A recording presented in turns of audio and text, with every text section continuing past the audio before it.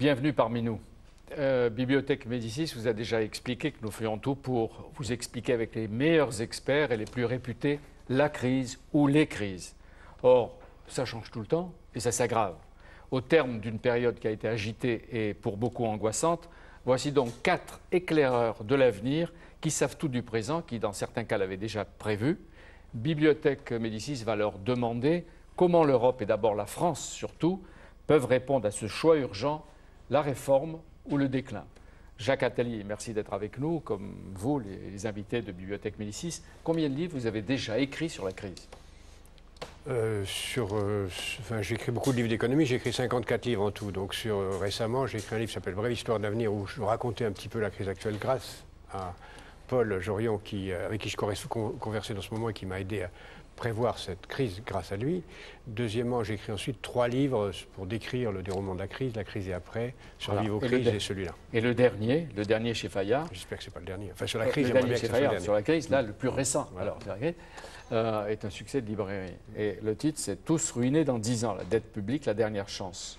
Est-ce que vous gardez le point d'interrogation que vous aviez aujourd'hui, là? Bien sûr, évidemment. Parce que tout va tellement vite. Non, mais je le dis souvent, dans la position de quelqu'un qui dit une catastrophe va arriver, mais on a les moyens de l'éviter. Il vaut mieux la connaître, et si on la connaît, on a les moyens de l'éviter. Donc le point d'interrogation permet d'éviter que ce soit... C'est-à-dire qu'il faut faire peur aujourd'hui pour faire comprendre la dangerosité. Il faut dire, il y a un piano qui vous tombe sur la tête, poussez-vous, quoi. Voilà, poussez-vous. Si vous ne poussez pas, vous le recevrez. Et il est où, le piano, là, en ce moment? Il descend très vite. Oui, oui.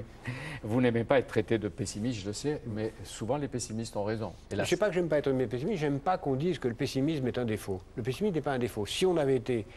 C'est l'optimisme qui nous a entraînés dans cette crise. C'est l'optimisme qui a dit oh, demain ça y est, tout ira bien, la crise passera, il n'y a pas d'importance, on continue comme avant. C'est l'optimisme qui consiste à dire il suffit d'attendre, pas moi, pas ça, ça n'arrivera pas, etc. Dans toutes les crises, c'est l'optimisme qui conduit à la catastrophe. Ouais. Donc l'optimisme, ce n'est pas la résignation, ça n'a rien à voir, mais en général, on confond optimisme et résignation, et le pessimisme est une attitude que les puissants n'aiment pas, parce que le pessimisme est révolutionnaire. Le pessimisme est critique de l'ordre en place. Alors, Jacques Attali, c'est vous qui nous avez fait découvrir à travers un de vos livres, Paul Jorion, je vous remercie d'être là. Vous aussi, vous venez de Vannes, vous vivez aujourd'hui en Bretagne, mais vous avez été longtemps enseignant aux États-Unis, en Californie. Et c'est peut-être de là-bas que vous avez un des premiers alertés, ou peut-être même le premier, sur la crise qui allait nous tomber dessus. Et vous avez publié L'argent, mode d'emploi, L'argent dans l'histoire et aujourd'hui, en 2009. Et chez Gallimard, l'autre livre que j'ai ici, Comment la vérité et la réalité furent inventées. Qui sont les tricheurs ou les maquignons de la vérité? Pourquoi elle ne perce pas davantage et plus vite? Il faudrait que je vous dise que la raison pour laquelle j'ai pu prévoir la crise, c'est parce que je n'étais pas enseignant. Je travaillais dans l'industrie financière. Je travaillais dans cette industrie qui faisait la titrisation des presses prime. Et c'est ça qui m'a permis de voir... Donc c'est une forme d'autocritique? C'est une forme d'autocritique, oui, tout à fait. Et donc vous voyez le mal arriver. J'ai vu le mal arriver. Je me suis dit il faut en parler parce que c'est grave. Il y a quelque chose qui est très important et qui est en train de se déclencher. Et c'est une catastrophe en préparation. Donc j'ai rédigé ce manuscrit qui a pris un certain temps à être publié et qui a pu être publié grâce à l'intervention de Jacques Attali. Et on vous en veut d'avoir prévu et prévenu? Ah non, je ne crois pas, non, on me félicite d'avoir prévenu et d'en continuer d'en parler effectivement dans une série de livres.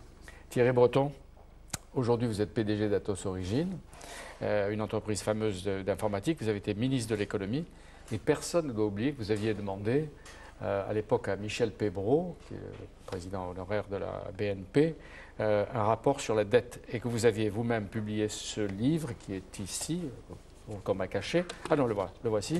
L'antidette chez Plomb. Je me souviens, on l'avait lu, nous en avions parlé. D'autres ont suivi, après, etc., ont écrit. Aujourd'hui, vous êtes gâtés, vous êtes en plein dans le problème de la dette, qui a pris une dimension phénoménale. Je ne dirais pas gâté, non, Jean-Pierre Elkabbach. Je pense que, en fait, ce qui se passe, pour paraphraser ce qu'a dit Jacques Attali, le piano est déjà tombé, en fait. Ceci était parfaitement prévisible, Paul Jorion l'a rappelé, mais par tous les acteurs qui sont autour de cette table. Nous savons tous qu'il n'y a rien de plus prévisible qu'une dette et ses échéances. Donc à partir du moment où, en 2005, je vois effectivement que la dette de la France est une dette qui va devenir insoutenable, je vois que les échéances vont devenir extrêmement importantes et vont ponctionner le budget de la nation de façon de plus en plus significative, il ne fallait pas être un grand clerc. Du reste, à l'époque, on en a beaucoup parlé. pour alerter la France, pour alerter l'Europe. Et c'est dans ce contexte que nous avons pris la décision, je le rappelle parce qu'on l'a oublié, il était indispensable qu'en 2010, l'ensemble des pays de la zone euro convergent et une politique de convergence. Alors aujourd'hui, on est dans cette situation. On n'a non plus une crise de dette, on est rattrapé par la dette. La dette, c'est plus nos enfants, la dette, c'est plus moral. La dette, c'est aujourd'hui nous-mêmes qui devons la traiter. Et comment? Par le biais des échéances. Car une dette, on l'oublie, on pense notamment quand un pays s'endette, il ne rembourse jamais. Mais si, c'est comme un particulier. Une dette a une maturité. La dette d'une nation a une maturité. Tous les 7 ans en moyenne, 7 à 9 ans, on doit rembourser le principal. Oui, et quand ceci prend un montant trop important, eh bien, on arrive à ce moment-là face à une crise de liquidité. C'est ce qui s'est passé en Grèce, c'est ce qui peut se passer dans d'autres pays, et c'est la réponse maintenant qu'il faut apporter à ce qui était prévisible et prévu. Et les peuples vont en souffrir ou en souffrent.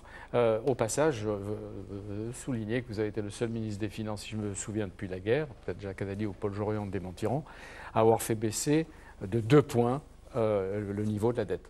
Oui, c'était l'axe vraiment c'était l'axe de ma politique, c'est exact.